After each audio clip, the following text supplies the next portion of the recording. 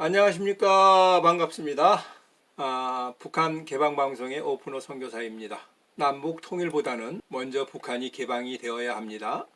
북한 개방 없는 통일은 남북 모두에게 큰 재앙입니다. 북한이 개방되어야만이 남북 모두가 잘 살 수 있게 된다고 믿는 사람입니다. 북한이 개방되는 것을 하루속히 보고 싶습니다. 북한을 바로 알지 못하면 북한을 개방시킬 수 없습니다.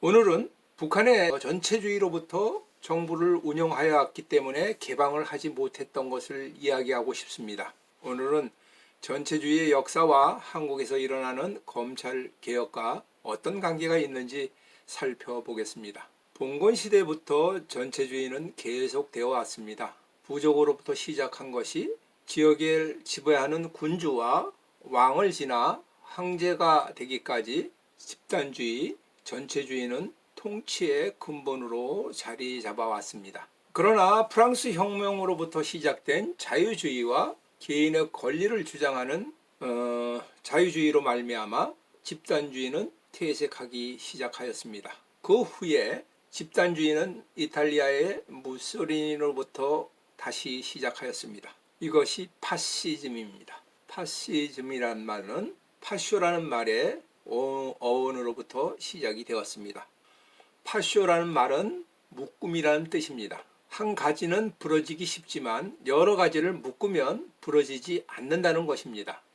파시즘이 나온 이유는 세계 경제공황의 위기로부터 왔습니다. 자유방임주의가 시장을 통제하지 못하여 나왔다고 생각한 것에서부터 출발하였습니다. 그러므로 자유주의와 개인주의를 반대하는 것으로부터 시작하였습니다. 그렇다고 사회주의나 공산주의를 하자는 것은 아니었습니다. 이미 진행된 소련의 공산주의 혁명은 잘못된 것이라는 것을 말하고 있습니다. 따라서 철저히 국제공산주의 운동을 통하여 전 세계를 공산주의로 만드는 것을 철저히 공격하였습니다. 파시즘은 자유방임주의와 공산주의를 공격하면서 경제 공동체를 위한 집단체제를 강조하면서 독재 정권을 진행하였습니다. 그러므로 공산주의자들은 파시즘을 싫어하고 박정희 군사 독재 파쇼라고 부르는 것 같습니다. 박정희가 군사 쿠데타의 명분은 공산화되는 것을 막자는 명분이 있었기 때문에 그렇게 파쇼라고 얘기하는 것 같습니다. 이탈리아의 파시즘을 보고 독일 히틀러는 나치즘을 만들었습니다. 민족이라는 나셔널의 이름에 나치즘이 시작이 되었습니다.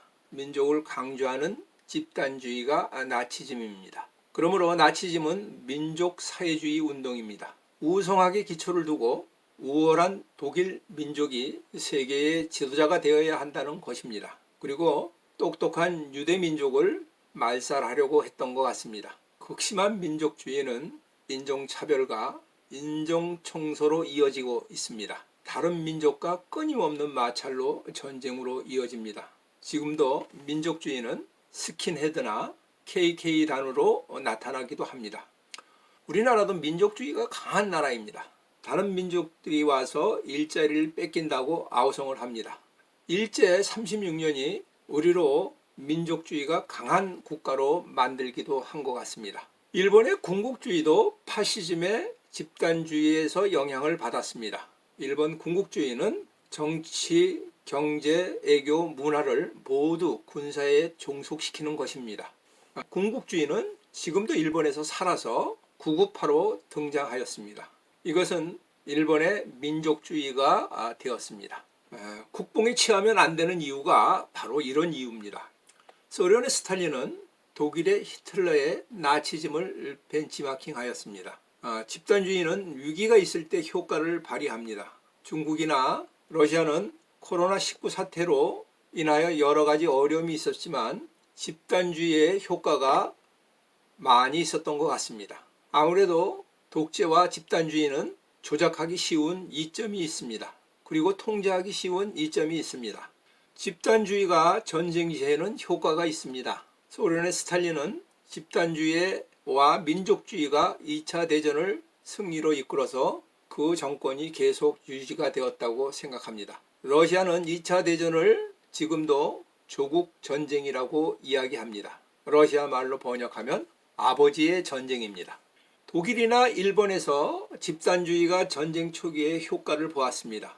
자유민주주의에서도 군인들은 군법으로 별도로 운영하는 것은 군은 집단주의가 아니면 운영이 되지 않기 때문인 것 같습니다. 공산주의는 노동자 농민 프롤레타리아를 위한 정치이므로 노동자 농민을 집단화해야 합니다. 이 집단주의를 이용하여 공산혁명을 이루었습니다. 스탈린의 독재는 가장 잘 배운 수제자가 김일성입니다. 김일성은 주체사상을 주장하였고, 김일성은 주체사상을 이룰 수 있는 것은 수령이고, 이 수령을 위한 전체주의를 이야기한 것이 수령론입니다. 그의 아들 김정일은 성군 정치라고 하여 군을 앞세운 집단주의 독재를 진행하였습니다. 한국의 사회주의나 공산주의자들도 마찬가지로 집단주의를 강조합니다. 운동권은 계급체계가 잘 만들어져 있습니다. 또 자기 편과 남의 편을 잘 구분합니다. 이것은 자본가와 지주는 부르주아고 노동자와 농민은 프롤레타리아 계급으로 구분한 것입니다. 이게 집단주의의 편가르기입니다. 이들은 정권을 잡으면 국가를 운영하는 공무원들부터 장악해야 합니다. 그리고 끊임없는 청산을 주장합니다. 일제청산, 부패청산, 적폐청산 주장들을 하여 자기 편이 아닌 자는 숙청하고 자기 편이 되면 봐주고 하면서 공무원을 줄을 세우고 있는 것 같습니다. 언론개혁이라는 것도 언론인을 줄 세우고 있으며 사법개혁이라는 것도 법조인과 검사들을 줄을 세우고 있습니다. 검사들이 말 잘 듣지 않고 줄 잘 서지 않는다고 그들의 권한을 빼앗고 나누어 놓았습니다. 이것을 검찰개혁이라고 하는 것 같습니다. 공수처를 만들고 상급 이상 공무원은 수사하게 하고 검찰에는 5급까지 수사하게 하고 사법권을 주었습니다. 검사는 4급만 하라는 것이죠. 5급이 수사하다가 4급이 걸리면 어떻게 합니까? 그 4급을 수사하다가 3급이 걸리면 어떻게 합니까? 사법개혁이라는 이름으로 말 안 듣는 검사들의 힘을 빼고 다루기 쉬운 경찰이나 공수처를 통하여 모든 공무원들을 줄 세우기 위함이 아닌가요? 이제는 다수의 국회의원의 힘으로 법을 마음대로 만들어서 이런 일들을 더욱 손쉽게 할 수 있게 된 것 같습니다. 지금 전국은 사법개혁이라는 이름으로 무당이 칼춤을 추고 있는 것 같이 보입니다. 북치고 있는 남자도 보입니다. 칼춤 추는 여자도 보입니다. 제물로는 공수처도 보이고 검찰 지휘권도 보이고 경찰의 기소권도 보입니다. 앞줄에는 일제청산, 적폐청산이라는 제물도 앞자리에 차지하고 있습니다. 그러나 그 칼춤은 허공을 가르다가 이제 시간이 지나면 구판은 멈추게 되어 있습니다. 왜냐하면 구판의 마지막에 허구가 드러나기 시작하였기 때문입니다. 많은 국민들은 이제 누구를 위한 사법개혁인 줄 알게 되기 때문입니다. 지금 코로나나 경제위기로 어지러운 세계 정세 속에서 사법개혁이라는 이런 구판을 언제까지 보고 있어야 하겠습니까? 성경에서는 다음과 같이 말하고 있습니다. 좌로나 우로나 치우치지 말라고 합니다. 내 편이라고 봐주고 남의 편이라고 죽이라고 하지 않습니다. 성경의 한 구절을 읽어드리겠습니다. 로마서 2장 8절입니다. 오직 당을 지어 진리를 따르지 아니하고 불의를 따르는 자들에게는 진노와 분노로 하시리라. 하나님은 진노와 분노로 당을 지어 진리를 따르지 아니하고 불의를 따르는 자에게 심판하시는 하나님이십니다. 당을 지는 목적이 자신들의 불이한 이익을 위해서 그렇게 하는 것 같습니다. 진리를 따르지 않습니다. 북한의 패거리 정치는 깡패 정치, 마피아 정치로 김일성 3대 우상화를 계속해 왔습니다. 이에 남한은 사법개혁이라는 구판으로 북한의 우상화의 보조를 마치려고 합니다. 지금 대한민국은 기도하는 많은 사람들의 손에 의하여 지켜지고 있다고 믿습니다. 당을 지어 진리를 따르지 않고 불의를 따르는 자들이 회개하고 하나님 앞으로 속히 돌아오기를 기도합니다. 성경에는 우리 안에 있는 아홉 마리 양보다 한 마리의 잃어버린 양을 위하여 기도합니다. 우리 안에서 당을 지어 싸우는 것은 멸망의 길로 가는 것입니다.